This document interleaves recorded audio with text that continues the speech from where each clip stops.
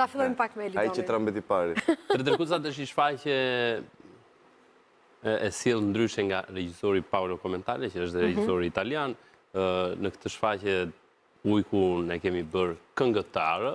I moderuar, prandaj thashë moderuar, se ujë këngëtar tani që këndon këngët më të bukura, më të famshme botërore. Dhe niset në këtë udhtim për të kapur Dërkucat, por nga dëshira e madhe për të kënduar haron të kapi Dërkucat. Dhe Ujku ngelet gjithmonë pa ngrënë dhe Dërkucat shpëtojnë. Por Ujku është dhe shumë karakter, si që shikoni dhe në televizor, është dhe karakter shumë në opera, sepse këndon gjithmonë. Operistik.